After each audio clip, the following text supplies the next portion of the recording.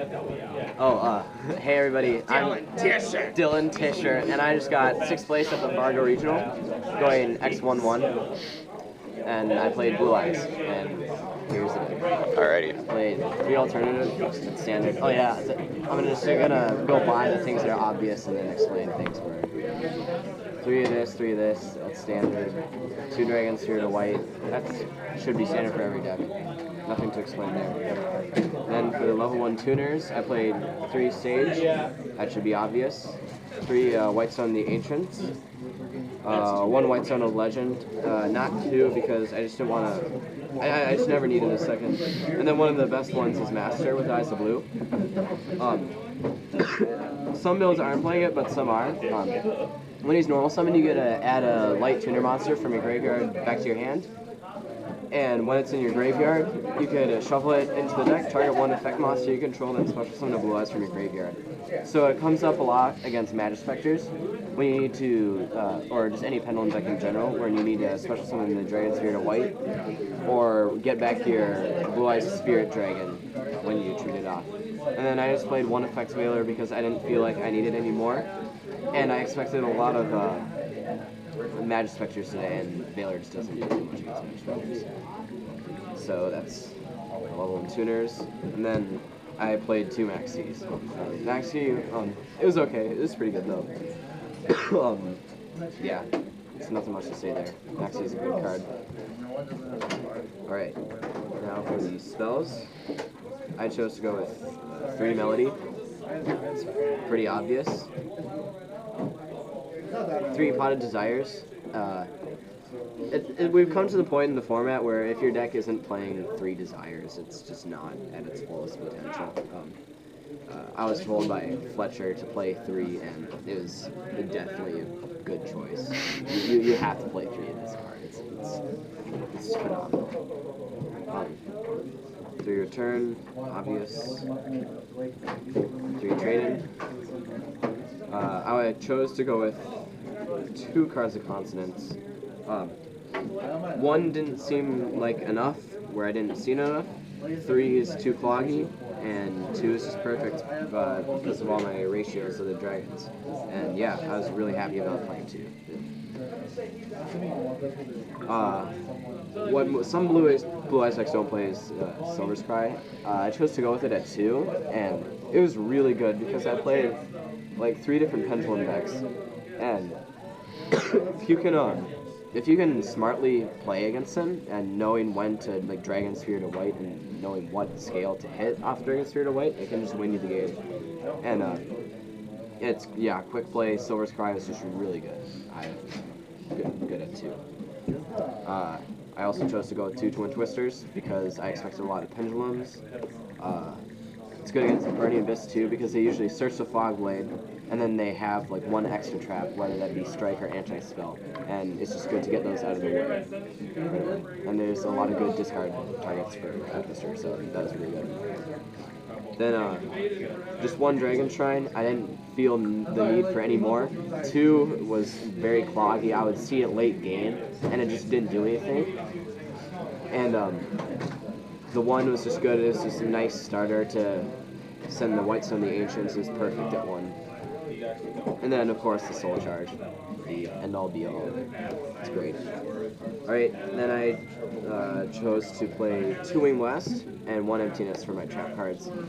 Emptiness is really standard. Every Blue Eyes deck should be playing Emptiness. It's just an auto-win. And then the Wing Blast was definitely one of the best cards in my entire deck, because if you play this correctly, you can really set your opponent back a couple turns, because I played against this Pendulum guy, and he had the Git Turtle and Lizard Draw that he starts off the Pendulum Sorcerer.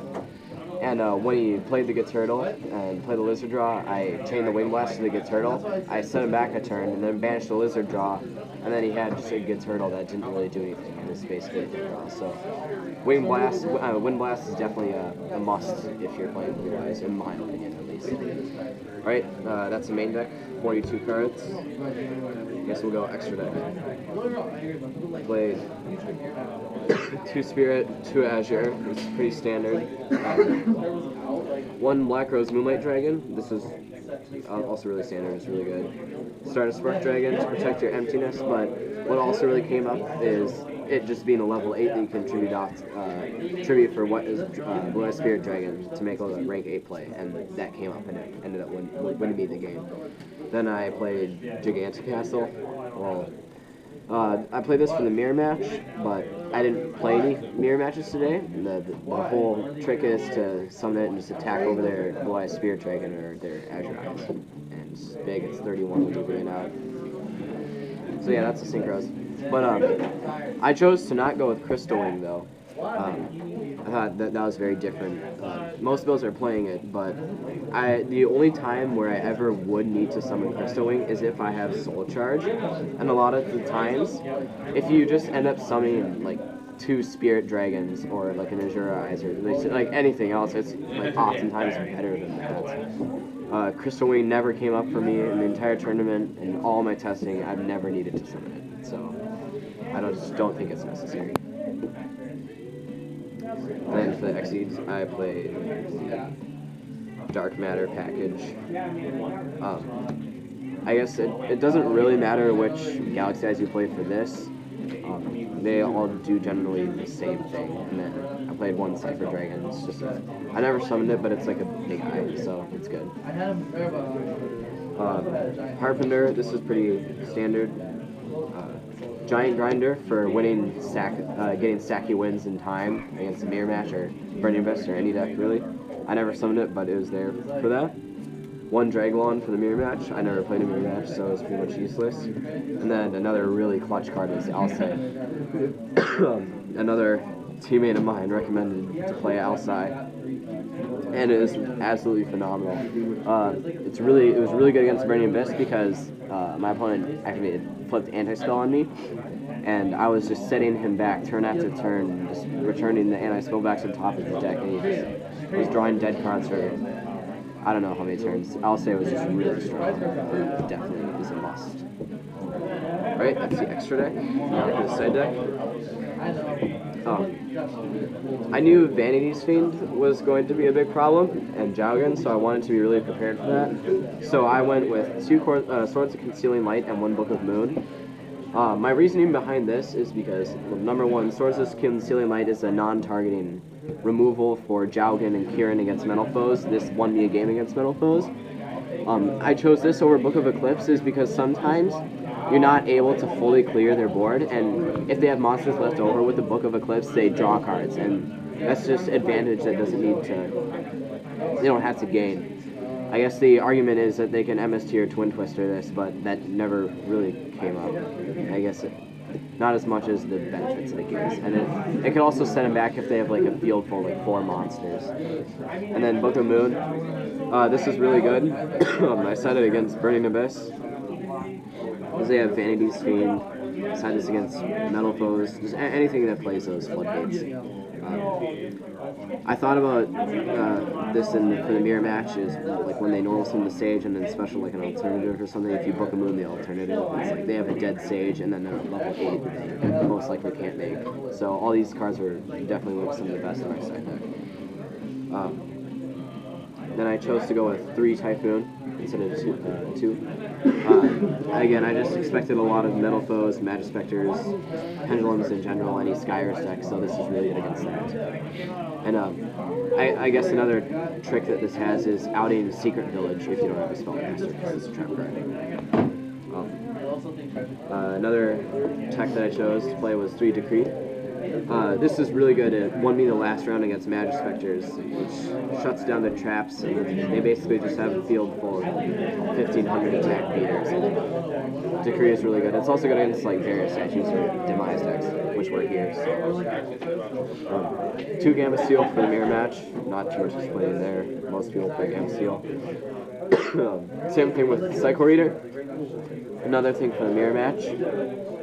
But I didn't play any, so that never got cited in. Twin Twister, and again for Pendulum decks, or any matchups that I feel like I needed extra back row removal. And then 2 Fossil Nida instead of Kawakimiro Draco, because for a regional like this, I expected more Heroes and Evil Swarms. And if you're going second against those decks, you can just set it, and then they'll attack into it, and then it destroys everything. And it's just can get you some really sacky wins. And so yeah, that is the deck. Things that I would change is maybe cut Max T. I'm not so sure about it. Like it's like one of those cards that can be really good, but then it's just really mediocre at times. I cited it out a lot. And you were playing 42 cards, yep, so 42 cards. I could just cut the Max T's, but I don't know.